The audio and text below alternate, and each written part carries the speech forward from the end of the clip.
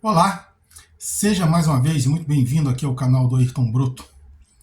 Pessoal, eu não sou muito de fazer react, embora eu comente às vezes algumas passagens de algumas pessoas, principalmente políticos, mas eu vou dar dois comentários sobre um vídeo que foi divulgado pelo Frederico Krepper, que diz respeito à campanha do Ciro Gomes no ano passado e algumas de suas falhas.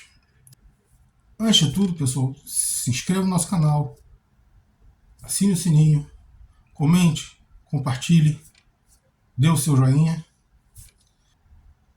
E após a vinheta, vamos ao nosso vídeo.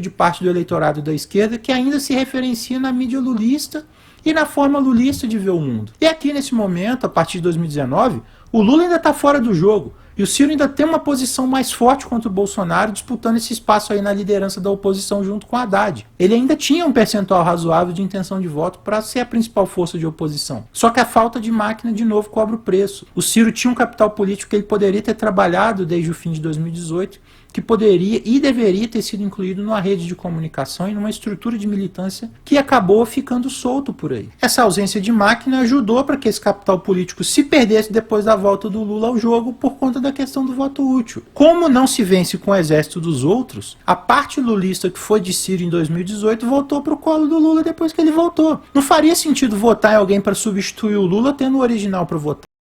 Pois é, pessoal. Primeiro comentário é quanto a essa questão aí da queda que o Ciro Gomes teve no seu número de eleitores, que o próprio Frederico Krepper disse que eles eram lulistas. Ora, Frederico, assim, nada mais natural. Em 2018, o Lula não esteve na eleição. Se esses eleitores eram lulistas, eles ficaram sem o seu líder, o seu candidato, e procuraram uma alternativa. Encontrar essa alternativa no Ciro Gomes. Então, nada mais natural do que quando o Lula volta à cena política em 2022, esses eleitores que tinham eventualmente votado em Ciro Gomes em 2018 retornem a votar no Lula em 2022. E isso não é uma questão do Ciro Gomes manter ou não manter o eleitor. Assim, eles não são eleitores do Ciro, eles são eleitores do Lula. Então, Frederico, eu acho que aqui você papou mosca, eu não sei o que você quis com isso, mas, assim, não tem como você manter aquilo que não é seu. Simplesmente é isso. E aqui entra um ponto que eu acho que também precisa ser discutido. A questão política e a estrutura partidária. Assim que as eleições começam a tomar um corpo ali de uma polarização Lula versus Bolsonaro, nasce uma tentativa de fechar uma candidatura de um bloco assim chamado de terceira via, para poder se contrapor aos dois. Na minha opinião, o Ciro deveria ter encampado isso para ele. Sabendo que ele não tinha uma estrutura de comunicação para competir com o Lula e com o Bolsonaro, o Ciro deveria ter abraçado mais essa iniciativa da tal da terceira via e ter negociado para ele ser o candidato único dessa turma. Na época dessas discussões, o Ciro estava isolado em terceiro e podia ter se fortalecido com isso. Isso envolveria uma negociação complexa, claro, e alguns recuos do Ciro em termos programáticos, mas poderia resultar alguns avanços em termos eleitorais. O Ciro poderia sentar e negociar um núcleo de ideias comuns para manter a estrutura do projeto dele e tentar discutir as outras ideias, que entraria, o que sairia, o que ele poderia fazer para poder fechar essas alianças. Se a eleição chega ali em julho, agosto do ano passado com o Ciro em terceiro, como ele já estava, mas com um bloco de partidos apoiando ele, dando tempo de TV, estrutura partidária, estrutura nos estados e palanque nos estados, a situação poderia ter sido diferente. O Ciro ele poderia ter superado essa dificuldade da estrutura de comunicação com uma aliança política com essas forças. Mas isso não foi possível. A Tebet herdou essas forças e o Ciro acabou ficando isolado e sem máquina, o que fez ele ser alvo fácil no processo que resultou numa desidratação natural por conta do voto útil contra o Bolsonaro no fim da eleição, que fez ele sofrer mais com isso e terminar com 3%. Pois é, pessoal. Agora é o segundo ponto, e esse eu acho um pouco mais complicado. Porque aqui eu acho que o Frederico Krepper ele não prestou atenção naquilo que Ciro falou durante a sua campanha, durante palestras, durante várias de suas entrevistas. em todo este período. O Ciro Gomes não queria ser eleito. Ele queria ser eleito para mudar o país. Veja bem, ele não estava interessado em ser presidente da República.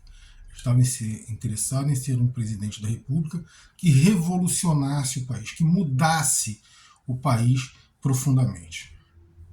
Então, o Ciro Gomes, ele tentou dizer que ele não fez, ele tentou fazer alianças. Ele mesmo chegou a conversar com vários líderes partidários, por exemplo, o ACM Neto na Bahia, né? Ele fez contatos com outros líderes também pelo Brasil afora. O Lupe estava muito mais ligado, muito mais em responsabilidade dessa costura de alianças do que o próprio Ciro Gomes. Mas o Ciro Gomes também tentou fazer essas aproximações, participou das conversas, acompanhou atentamente. Agora, duas coisas nós temos que levar em conta. Primeiro, o Ciro não ia abrir mão de descaracterizar o projeto dele, que era o PND, né, que poderia até sofrer uma alteração ou outra, mas ele não iria descaracterizar esse projeto em nome de uma aliança para se eleger presidente. Ele já tinha falado isso várias vezes, como eu acabei de apontar aqui no início desse comentário. Segundo ponto, o próprio Centrão, ele não é ideológico.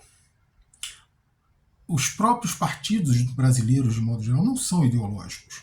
Você tem uma certa ideologia no PT, em alguns partidos de esquerda, e, por exemplo, em partes de alguns partidos.